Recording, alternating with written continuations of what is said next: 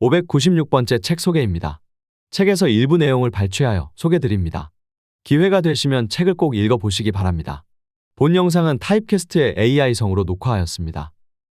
책 제목, 슬기로운 세계사, 하룻밤 술로 배우는 세계사. 저자 명욱. 출판일, 2023년 7월 19일. 상상빌더 한 줄 요약. 술을 알아보자. 책 소개. 대한민국 최고 주류 전문가이자 주류 인문학 전문가. 명욱 교수와 술잔 기울이며 세계사와 교양을 한 번에 잡자. 지금까지 없었던 새로운 시선의 세계사. 저자 명욱 교수는 대한민국 최고의 주류 인문학 전문가이자 주류 칼럼니스트이다. 저자는 백종원의 백스피릿 통합 자문을 비롯한 주류 방송 강의 경력을 지니고 있다. 슬기로운 세계사는 명욱 교수가 그간 모아온 술과 관련된 흥미로운 이야기, 술에 얽힌 세계사를 정리한 책이다. 주류 관련 역사와 신화, 문화, 전쟁, 산업까지 아우르는 이 책은 술이 발명되면서 생긴 역사적 사건들을 알려준다. 주종별로 술이 어떻게 만들어졌는지, 술의 탄생으로 역사의 흐름이 어떻게 바뀌었는지를 설명한다. 세계사가 어려운 독자를 위해 술과 관련된 재미있는 일화까지 담았다. 술은 인류와 역사를 잇는 다리이며 생각보다 많은 사건과 밀접하게 연결되어 있다. 이 책으로 독자들은 역사를 바라보는 새로운 관점을 함께 공유하고 나눌 수 있을 것이다. 술에 얽힌 역사나 신화에 관심 있는 사람, 세계사에 관심은 있었으나 어려워 보여서 쉽게 도전하지 못했던 독자들에게 추천하고 싶은 책이다. 저자 소개. 저자 명욱, 요리 칼럼니스트. 대한민국 대표 주류 인문학 및 트렌드 전문가다. 주류 전문가지만 알코올 해독 능력이 약해 술을 많이 못 마시는 독특한 스타일이다. 술이 로컬의 가치, 역사, 문화, 사회 탐구로 이어지는 모습을 보고 감명받아 글과 강연으로 술의 가치를 전달하고 있다. 숙명여대 미식문화 최고위 과정 주임 교수를 거쳐 세종사이버대학교 바리스타 소믈리에학과 겸임 교수를 맡고 있다. 연세대학교 상남경영원에서는 주류 인문학 및 트렌드를 강의했으며 미래교육원에서는 미식문화 최고위 과정 교육원장을 역임 중이다. 책에서 얻은 내용. 프롤로그. 우리 사회와 생활을 만들어낸 술의 세계. 성인이 된 1990년대에 나는 최대한 술을 멀리했었다. 당시 술자리 문화가 너무 강압적이었기 때문이다. 선배들은 술 못 마시는 후배들에게 소주를 들이붓고 자정이 넘어도 집에 보내주지 않았으며 기어갈 정도로 만취해야만 겨우 보내줬었다. 밤거리를 우르르 몰려다니며 소리를 지르는 사람들은 또 어떤가. 내게 술자리의 첫인상은 바로 이런 것이었다. 그런 나에게 술은 어쩔 수 없이 사람들에게 맞춰야 하는 곤욕스러운 일, 그 이상도 그 이하도 아니었다. 하지만 이러한 문화는 일부의 왜곡된 문화였을 뿐 술이 가진 본질이 아니었다는 것을 알게 됐다. 술에는 땅에 기반한 역사가 함께한다는 것을 배웠다. 술로 원재료의 풍미를 알게 됐으며 발효와 숙성의 과정을 거친 술을 마시며 지나간 세월을 감상할 수 있었다. 술을 통해 술이 만들어진 지역과 소통하고 그것으로 그 술을 빚은 사람과 더 깊은 이야기를 할 수 있었다. 술의 문화와 역사를 배우는 과정에서 뿌리 깊이 박힌 인간의 습성 또한 더욱 이해할 수 있게 되었다. 특정 술이 탄생한 지역의 역사를 접하면서 그 땅에서 인간이 어떻게 삶을 영위해 나갔는지를 보게 되었다. 인간의 생각, 습성, 언어, 문화가 술이라는 매개체를 통해 복잡하게 얽혀있는 것을 발견했다. 술이 가진 역사와 다양한 흔적으로 인류가 가진 보편적 가치, 국가와 민족을 뛰어넘는 인류학적인 모습을 바라볼 수 있었다. 그래서 이 책에서는 단순한 술의 역사가 아닌 술이라는 매개체를 통해 인간이 어떤 생각을 하고 어떻게 바뀌었는지를 쓰고자 노력했다. 거기서 파생되는 다양한 흥미로운 이야기도 함께 담았다. 여기서 말하고자 하는 술은 단순히 먹고 마시고 취하는 것이 아니다. 술의 역사와 문화로 고대인과 소통하고 현대까지 이어지는 역사의 흔적을 보는 것이다. 중요한 건 술이 지금의 우리 사회를 이루는 데 있어서 어떤 중요한 역할을 했는가다. 술이 만들어낸 인류 역사. 술은 인간보다 더 오랜 역사를 가지고 있다. 인간이 나타나기 이전부터 자연에 존재했기 때문이다. 그것을 발견해 인간의 음료로 만든 것이 술 역사의 시작이다. 이렇게 시작된 술 역사와 문화는 현대까지 자연스럽게 이어지는 경우가 많다. 고대에도 외상값 문화가 있었다는 걸 아는가? 함무라비 법전 111조를 보면 만약 주막의 주모가 60카 1카는 0.5L의 맥주를 외상으로 주면 추수 때 곡식 50카를 받으라는 내용이 있다. 곡식 50카에 물을 넣고 맥주를 만들면 3배 이상의 맥주를 만들 수 있다. 이처럼 고대인에게도 외상이라는 개념이 있었고 심지어는 이자에 관한 개념도 포함되어 있었다. 세계 최고의 베스트셀러인 성경 바이블 의어원도 당시 와인 수입 산지로 유명했던 레바논의 비블로스다. 이집트 와인의 신인 오시리스는 그리스의 디오니소스, 로마의 바쿠스와 현세의 종교에까지 다양한 영향을 주었다. 알렉산더 대왕의 스승인 아리스토텔레스가 주장한 사원 소설은 아랍 지역으로 건너가 연금술의 토대를 마련했고, 이는 훗날 위스키와 소주가 탄생한 계기가 된다. 또한 증류주의 발견으로 유럽에서는 방역과 소독이라는 개념이 잡히기 시작했다. 만약 이 증류주가 없었다면 이후의 역사가 어떻게 흘러갔을지 상상하기 어렵다. 십자군 전쟁은 프랑스의 대표 와인 산지인 부르고뉴의 클리니 수도원과 연관되어 있다고 볼 수 있다. 스스로 자립하라는 수도원 운동의 본산지였던 부르고뉴 클리니 수도원 출신의 교황이 바로 십자군 운동을 시작한 교황 우르바노 2세이기 때문이다. 절대 왕정 시대로 들어오는 관문인 영국 프랑스의 백년 전쟁은 와인 산지인 보르도를 둘러싼 전쟁이기도 했으며, 프랑스 영웅 잔 다르크를 잡아서 영국에 팔아버린 나라는 와인 산지인 부르고뉴 공국이었다. 또한 프랑스 혁명은 와인에 대한 과도한 세금이 촉매제 중 하나였다. 프랑스 세균학자 파스테르는 와인과 맥주를 연구하다가 저온살균법을 발견해 식품의 저장성을 획기적으로 늘리는 데 성공했다. 20세기에 일어난 미국의 금주법은 당시 1층에 있던 술집들을 지하로 옮기는 데 일조했으며, 현대의 생우유 유통 시스템은 생맥주의 유통 시스템을 벤치마킹하여 만든 것이다. 일본은 청일 전쟁 때 받은 배상금을 술 산업에 투자했고, 세수를 확보해 자국의 재정 확대를 꾀하여 부국 강병 정책을 펼치기도 한다. 술이 만들어지는 원리. 역사적 사건 이외에도 술은 인류에게 많은 것을 알려주었다. 대표적인 것이 발효의 원리다. 알코올 발효의 원리는 간단하다. 공기 중에 있는 효모가 주스 용기 안에 들어갔을 때 산소가 부족하면 당분을 먹고 부산물로 알코올과 이산화탄소, 탄산을 배출한다. 그래서 우리가 마시는 생과일 주스 등에는 순간이지만 알코올이 미량 생성될 수밖에 없다. 다만 우리가 느끼지 못할 정도로 적다 보니 술로는 취급하지 않는 것이다. 막걸리, 맥주 등의 곡주도 마찬가지다. 쌀이나 보리에 있는 전분은 모두 복합당이다. 당이 압축된 형태라고 볼 수 있다. 이것을 당화라는 과정을 거쳐 압축을 풀어주면 주스가 된다. 이러한 원리를 이용한 것이 쌀로 만든 식혜다. 앞서 말한 주스가 알코올 발효되는 원리처럼 여기에 효모가 들어가면 마찬가지로 당이 알코올과 이산화탄소로 변화된다. 그래서 과실주와 곡주 중 어느 쪽이 먼저인지를 묻는다면 자연 발생적으로는 과실주일 가능성이 크다. 곡주는 당화라는 과정이 필요하지만 과실주는 필요 없기 때문이다. 인류사적 관점으로 본다면 또 다를 것이지만 말이다. 여기서 술이 발효되면 식초가 된다. 공기 중에 초산균이 들어가면 알코올을 먹고 식초로 바꿔준다. 이것이 초산 발효다. 그래서 식초 맛이 얼마나 나느냐에 따라 술의 컨디션 체크가 가능하다. 막걸리 식초, 와인 식초 등이 대표적이다. 쌀식초라고 불리는 제품은 바로 술에서 발효되는 것이다. 그런데 소주 식초, 위스키 식초, 코냑 식초는 있을 수 없다. 도수가 높으면 식초를 만드는 초산균이 살 수 없기 때문이다. 그렇다면 소주는 어떻게 만들어질까? 곡주나 과실주 등 발효주를 증류하면 소주류가 된다. 열을 이용해 만드는 만큼 불사를 술주를 사용해 소주라고 불렀다. 증류의 원리는 간단하다. 물은 끓는 점이 100도, 알코올을 78.3도이다. 이러한 상태에서 발효주를 끓이면 당연히 알코올이 먼저 기체가 된다. 기체가 된 알코올이 상승하여 차가운 매질을 만나면 다시 액체가 되어 똑똑똑 이슬처럼 떨어진다. 우리가 소주를 이슬이라고 부르는 이유가 바로 여기에 있다. 그래서 우리 역사에서 소주를 나타낼 때 이슬로를 자주 쓰는 것이다. 홍로주, 감옥로 등이 대표적이다. 소주를 보다 보면 고문원의 가치도 알게 된다. 조선 후기 실학자인 이익은 성호사설에서 소주가 만들어지는 원리를 비가 내리는 것에 비유했다.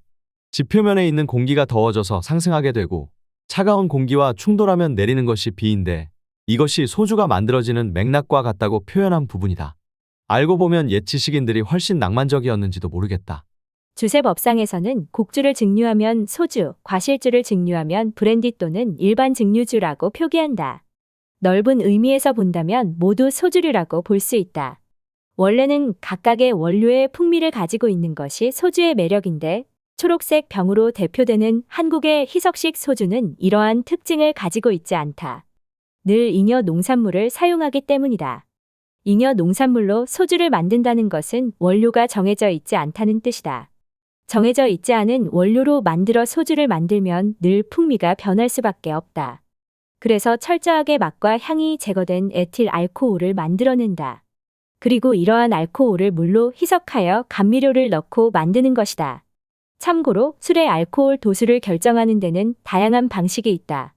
대표적으로 물을 타서 도수를 낮추는 방법이 있다. 가장 원시적이고 기본적인 방식이다. 하지만 물을 타는 것은 도수를 낮출 뿐 높일 수는 없다. 도수를 높이는 방법 중 대표적인 것은 당도가 높은 원료를 사용하는 것이다. 당도에 0.57을 곱하면 발효주의 최대 알코올 도수가 나오기 때문이다. 마트에 전시된 다양한 과실에 가끔 당도가 적혀 있는 경우가 있는데 그럴 때 한번 적용해 보면 좋다. 마트의 과실 당도 표기만 봐도 그 과실을 이용해 만든 술의 알코올 도수를 가늠해 볼 수 있는 것이다. 이처럼 술은 우리 생활 속에서 이어지고 있다. 생각지도 못했던 일상적인 것들이 술과 연결된다. 역사는 과거의 흔적이 쌓인 기록이며 우리는 그 위에서 현재를 산다. 수많은 과거의 토대 위에서는 완전히 새로운 것을 찾기가 어렵다. 그렇기에 최대한 많은 정보와 지식을 접하고 연결해 본인의 시선을 정립해 나가는 것이 중요하다. 술이라는 관점에서 세계사를 바라본다면 이미 알고 있는 것들도 새롭게 이해할 수 있을 것이라고 생각했다. 이러한 생각이 내게 이 책을 쓰게 만들었다. 아직은 짧고 좁지만 술이라는 시각으로 세상을 바라보는 나의 관점을 공유하고 나눠보고자 12년 넘게 쓴 칼럼 중 중요한 내용만을 책으로 묶어 정리하게 되었다. 단순히 술이 만들어진 과정이나 특징에서 끝나는 이야기가 아니라 다양하게 파생된 이야기를 정리했다.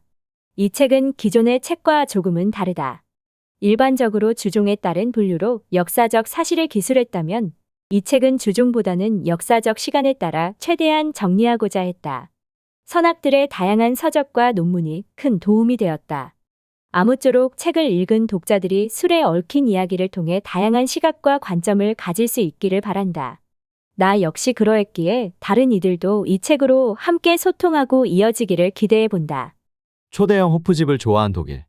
독일의 술집은 유럽의 마지막 종교 전쟁이라는 30년 전쟁 때 거대한 집회장이 되었다.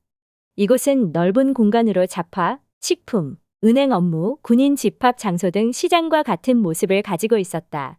한마디로 술집이 장터고 장터가 술집이었다. 독일의 거대한 호프집 문화는 이때부터 시작된다고 볼 수 있다. 남부 독일은 이때까지만 해도 와인의 나라였다. 16세기에 소빙하기와 30년 전쟁의 폐해로 포도 재배가 점점 어려워졌고 18세기가 되면서 맥주가 본격적으로 자리 잡는다. 때마침 16세기부터 양조장을 운영하던 호프브로이하우스 하프브로하우스가 1897년 미넨에 양조장 직영 비어홀을 만든다. 손님이 3,000명이나 들어갈 수 있는 세계에서 가장 큰 술집이라고 불리는 이곳은 볼셰비키 혁명에 레닌과 히틀러가 다녀갈 만큼 유명한 곳이었다. 1944년 연합군의 공습으로 건물이 무너지지만 1958년에 다시 재건축되어 지금에 이른다. 위스키를 오크통에 숙성한 계기. 앞서 잠깐 언급했듯이 위스키를 오크통에 숙성하게 된 계기는 이 밀주 문화였다. 밀주 시대의 인적이 드문 산속에서는 석탄이 없으니 땅속에 피트 이탄을 사용해 불을 피웠으며 근처에서 구할 수 있었던 오크통에 밀조된 위스키를 넣어 숨겼다. 이것이 투명했던 위스키를 호박색으로 바꿔주었으며 맛과 향도 부드럽게 만들었다. 특히 스페인에서 오크통째로 수입한 쉐리 와인이 많아지면서 쓰고 남은 오크통이 시장에 많이 남아돌게 되었다. 이 오크통을 활용한 것이 위스키다. 위스키를 쉐리 오크통에 숙성하는 문화는 이렇게 탄생했다. 이러한 밀주는 문샤인이라고 불리는데 발각되는 것을 피하기 위해 밤에 증류주를 증류하는 물레이 커먼웨이커즈라는 용어에서 파생되었다. 이후 아일랜드 세금 징수관 출신의 이니아스 코페이가 특허를 낸 연속식 증류기 패턴 스테어를 통해 위스키는 대량 생산 시스템을 갖추게 된다. 메가뿐만 아니라 옥수수, 밀 등을 사용한 저렴한 그레인 위스키가 시장을 타격하기 시작했다. 맛과 향이 풍부한 싱글 몰트 위스키에 비해 저렴한 가격의 그레인 위스키는 잉글랜드와 가까운 지역인 로랜드 지역을 중심으로 빠르게 시장을 넓히고 있었다. 이때 고가의 몰트 위스키와 저가의 그레인 위스키의 생산자들이 대립하게 된 것은 당연한 이야기였다. 소주의 도수가 낮아진 이유. 지금의 일반적인 소주는 주정에 물을 탄 희석식 소주이지만 처음부터 다 이러한 소주는 아니었다. 본격적으로 희석식 소주가 생산된 것은 1965년도부터였다. 쌀, 보리 등 양곡으로 술을 빚지 말라는 양곡관리법이 발표되면서 이때 많은 증류식 소주 양조장이 희석식으로 모두 바뀌게 된다. 전통 소주가 아예 명맥을 잃게 된 것이다. 진로도 이때 본격적으로 희석식 소주 제작에 들어가게 된다. 그 이전에 있었던 쌀소주, 보리소주, 찹쌀소주 등은 전부 사라지게 되었다. 이렇다 보니 1988년 서울 올림픽 시기에 뭔가 좋은 소주를 내놓아야 하는데 그럴 만한 제품이 없었다. 일반 소주는 너무나도 조악한 디자인에 고급스러움은 전혀 없어서 외국인에게 보여 주기 민망했다. 그래서 나온 것이 관광업소용 소주다. 줄여서 관광소주라고 불렸는데 가격이 일반 소주에 비해 3배 정도 비쌌지만 내용물은 똑같았다. 오직 병만 고급스러운 사각 디자인이었을 뿐이었다.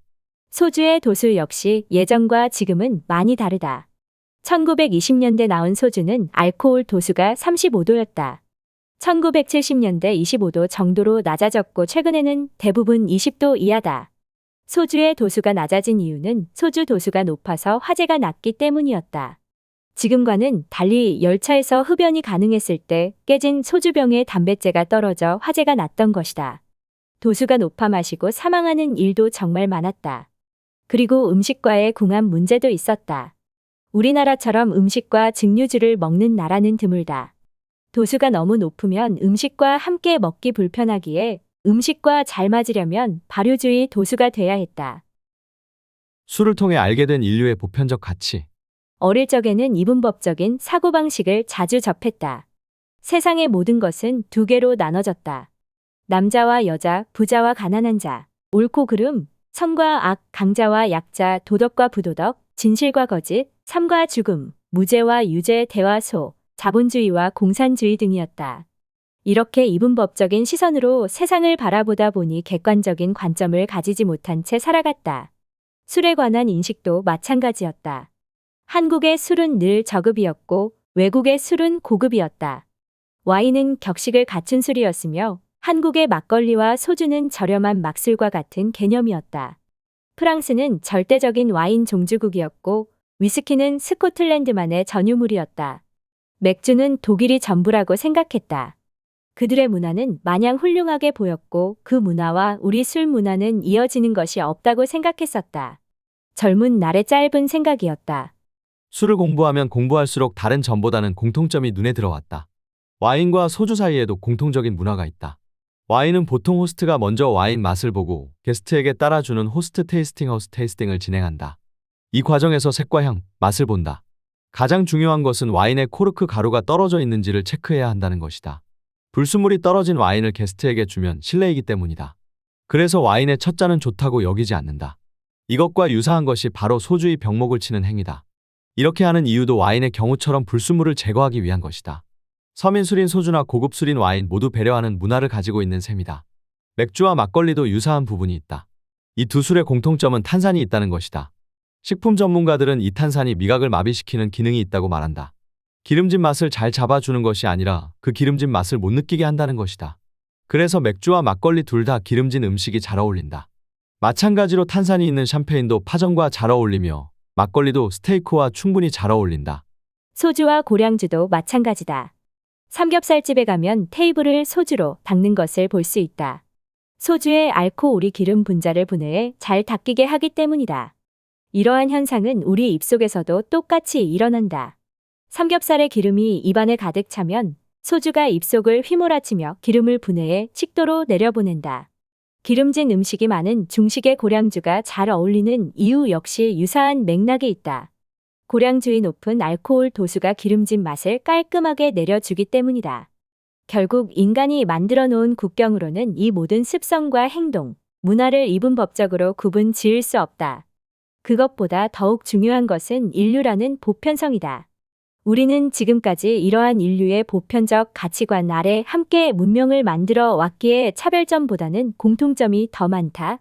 인류는 인종, 국가, 민족, 동서양으로 단순히 잘라낼 수 없는 하나의 공동체적 가치를 가지고 있다. 문화에는 국경이 없다. 이것이 술이 내게 알려준 가장 큰 가르침이 아닌가 싶다. 지금까지 상상빌더였습니다. 감사합니다.